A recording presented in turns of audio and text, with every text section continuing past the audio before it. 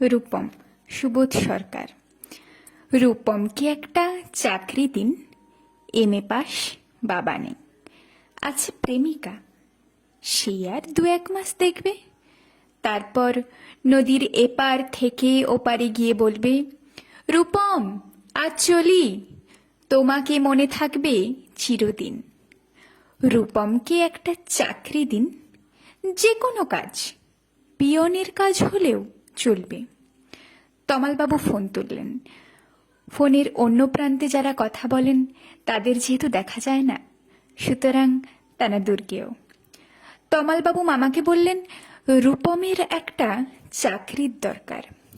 মামা বললেন কাকাকে, কাকা বললেন জ্যাঠাকে, জ্যাঠা বললেন বাতাসকে। মানুষ জানলে একরকম, কিন্তু বাতাস জানলে? প্রথমেই ছুটে যাবে দক্ষিণে, সে বলবে দক্ষিণের অরণ্যকে, অরণ্য বলবে আগুনকে, আগুন গেল আলিমুদ্দিন স্ট্রিটে, আলিমুদ্দিন ছুটল নদীকে বলার জন্য, নদী এসে আছড়ে পড়ল উপকূলে, আর সমুদ্র হিমাচল বলে উঠল, রূপমকে একটা চাকরি দাও। এমএ পাশ করে বসে আছে ছেলেটা। কয়েক মাস বাদের ঘটনা। আমি বাড়ি ফিরছিলাম সন্ধেবেলায়। গলির মোড়ে 7-8 জনের জটলা দেখে থমকে দাঁড়ালাম। জল থেকে সদ্য তুলে আনা রূপমের ডেড বডি, সারা গায়ে ঘাস খড়কুটো, হাতের মুঠোয় ধরে থাকা একটা 1 টাকার কয়েন। পাবলিক বুথ থেকে কাউকে ফোন করতে চেয়েছিল রূপম। ভারত সরকারের 1 টাকা কয়েনের দিকে আমার চোখ। সারা গায়ে সবুজ ঘাস, ঘাস নয় অক্ষর।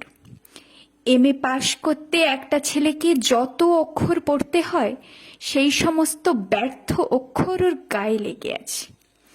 একটা ছেলেকে কেন আপনারা এমএ পড়ান? কোন আহ্লাদে 8খানা বিশ্ববিদ্যালয় বানিয়েছেন? তুলে দিন। এই কথাগুলো বলবো বলে ফোন তুললাম পবিত্র সরকারের। ফোন বেজে উঠল, ফোন বেজে চলল, ফোন বেজেই চলল। 20 বছর ধরে ওই ফোন বেজে চলেছে, আরও 20 বছর বাজবে।